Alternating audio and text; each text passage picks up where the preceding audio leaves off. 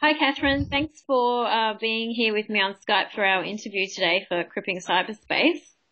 So I'm going to start by asking you these questions. And the first is, well, what do you think are the alternative constraints or possibilities for disabled people in cyberspace? Well, I think the possibilities are infinite.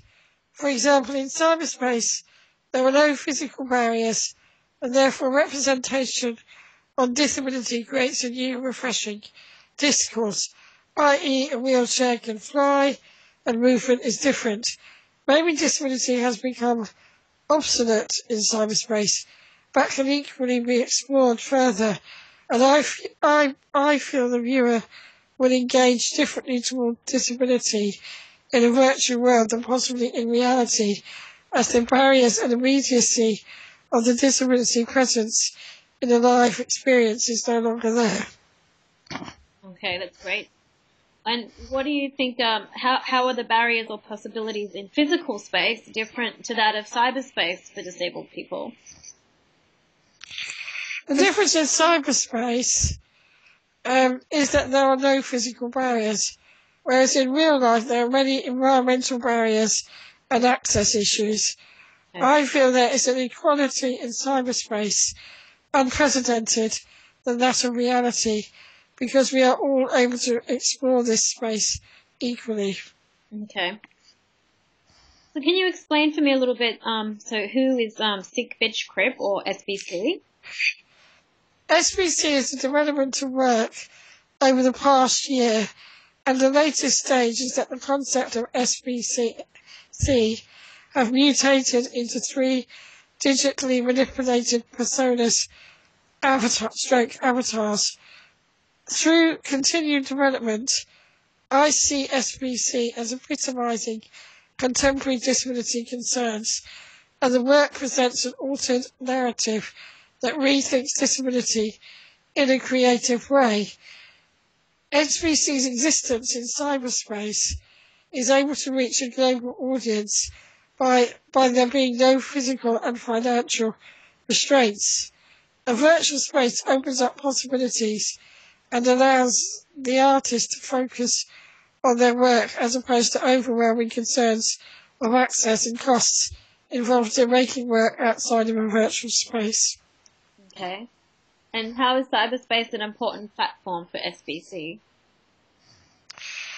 It is a natural process for me to place subversive humour in my work because the reality and irony of the issues surrounding disabled people is absurd.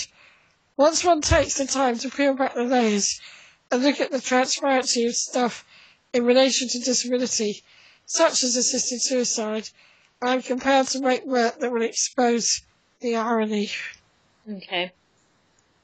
And what do you think are some of the outcomes of your online presence for disability politics? And so, in other words, what are you hoping to achieve? My work is always about giving fresh, alternative perspectives on disability. It is important to me that the visual content is unique and has not been seen before. So in reference to SBC dance video, the caricatures are in one hand symbolic of disability, i.e. sick, is a universally recognisable wheelchair symbol that has been altered. Bitch is a walking disabled person, and Crip is in a wheelchair. All of the characters have multifaceted components that relate to disability and contemporary culture. For example, sick is made up of sickly colours, and a transparent funnel filled with baked beans, and a tube running down the side is representative of peg feeding.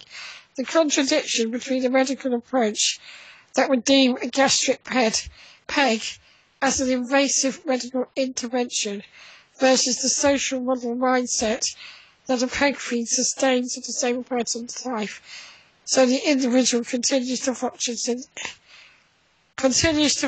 in society alongside their peers.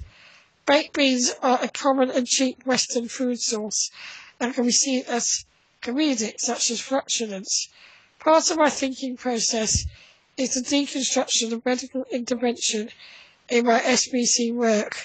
Crip is made up of fast food, and her body is the Queen of Hearts playing card, which is about how people's personal circumstances can sometimes be played to the utmost advantage.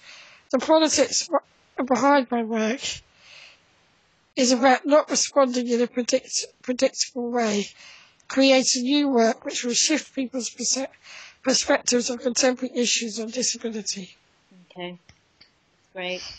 And so, how might your own personal ideas of access and mobility evolve through your online presence with SBC? The future of SBC and its online presence is limitless, and online presence enables the work to travel globally. Great. So do you see that also as like the directions for disability and cyberspace in the future? Should always be room for both Okay. art in cyberspace and reality. The difference in cyberspace will be that the art will be accessible to everyone who has access to the computer. Yes. Okay. Sorry, I didn't spend too much time on those ones. That's okay. Did you have anything else you wanted to add to the interview? I could probably go on forever, Amanda. That's okay.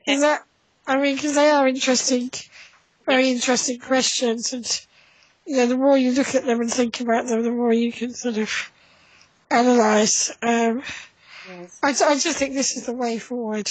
Yes. Particularly for me, because travelling is quite difficult and problematic. So Right. I feel that I now have equal footing, and I just think that this is, where we are now in society. Right. It makes it possible for artists to engage, through Skype and virtually, and it isn't just happening it's happening across the board. It's other artists. I know one person who's a contemporary dancer, and she's recently done a piece of work in which she was she was in a studio in Sweden, and it's through Skype, and then projected onto a screen in the gallery, and people were able to talk to her on Skype, and then this was part of the work. So I think it's a very progressive way, and I think in relation to disabled people, it's certainly opening up opportunities for everyone. That's great. Actually, I do have a few more questions that I just thought of. So I was wondering if you found this process of being part of this exhibition challenging at all, and if you've enjoyed being a part of this exhibition. I've totally enjoyed being part of it, because I feel that when you're actually, involved on this level, it does. I think you think about the work more, and you try to. I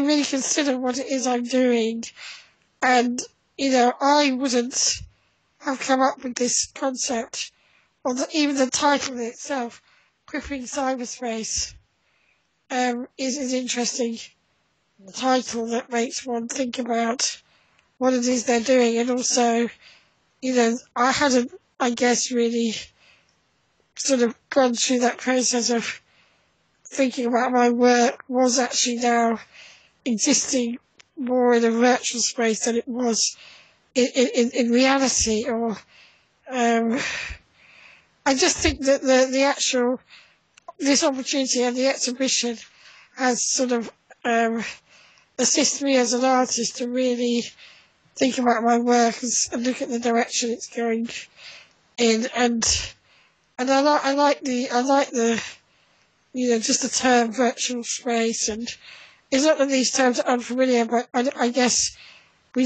I hadn't really considered it before. Right. I was wondering, I was thinking how you initially, I think you sort of expressed some kind of nervousness or about the idea of audio description, like audio describing your own work. And so I was wondering if you could just talk about how, you know, as a curator, I may have pushed you a little bit, challenged you in that direction.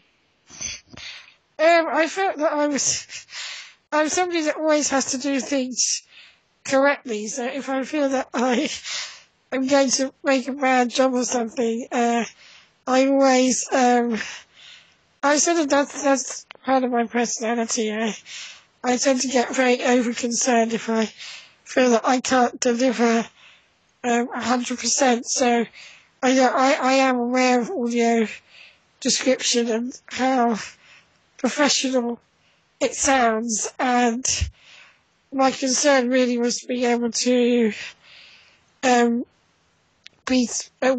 work to that standard, to that level. But I think through the process of audio description, it's been very interesting because it makes you think about your work again differently. And I actually find the process very, very stimulating, because having to write about your work is different if you're doing it as an access requirement than if you're writing about it conceptually. Exactly. So there's two differences. Good. And I found that an interesting process. That's great. Hey, well, I'm glad and that I asked you to do that and that you ended up enjoying it. I did enjoy doing it, and I sort of worked out how to do it prior to you sending the notes, which I will look at. Good. Yeah, but you've done a great job, and I saw that script that you sent, and that was wonderful. So, thank you. Now, I was going to close the interview, but was there anything else that you wanted to add? Particularly. For instance, where are you going to go with SBC? What's the next iteration of SBC? Well, I want to continue with SBC. I've enjoyed the stop animation, although it is a very time-consuming process. I'm always sort of looking at I'm always sort of thinking about ways to develop, and at the moment I would like to be able to do some more stop animation with the three characters.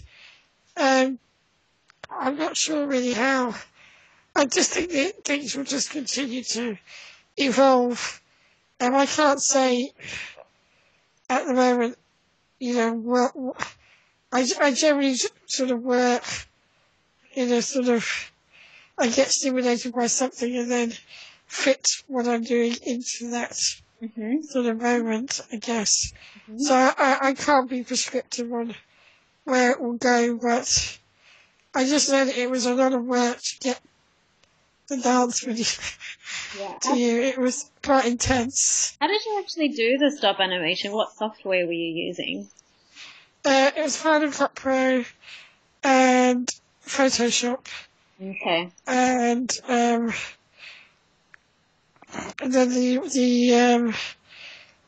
they were created from the faces.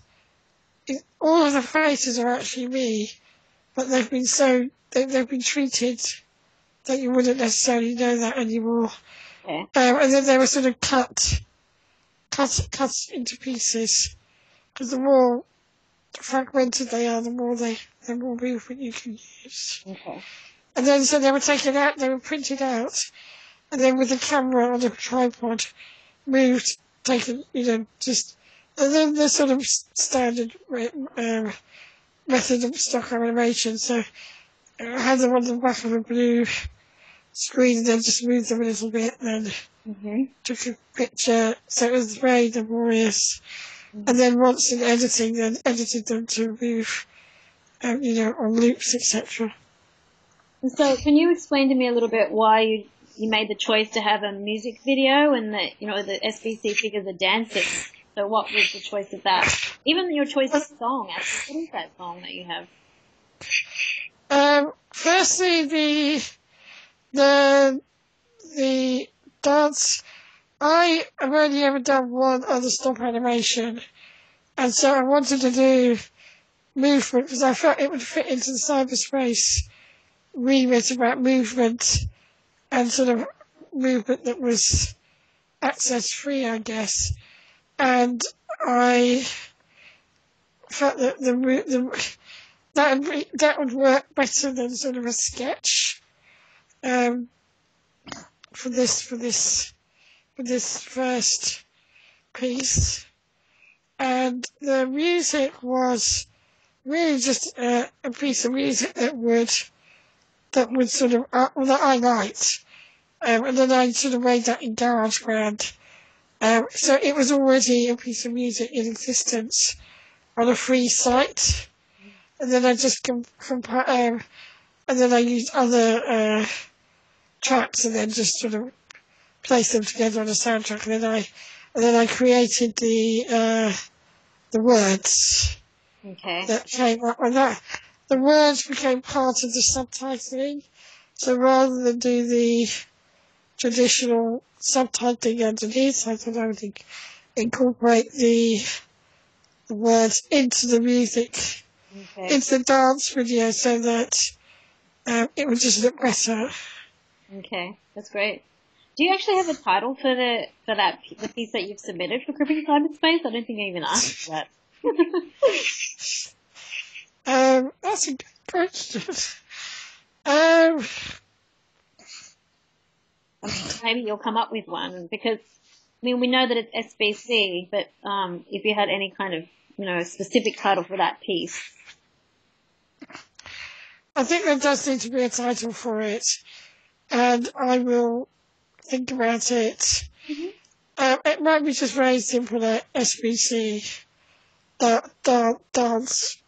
dance. Okay. I think just keep it simple. Yep, that sounds good. I think that is it, SBC dance. Okay. That's it. That's great. So that's actually a good way to end the interview. Thanks very much. I really enjoy the work too. I think it's a really wonderful addition to the exhibition. So thanks again for also doing the interview. I'm going to stop now. Okay. All right.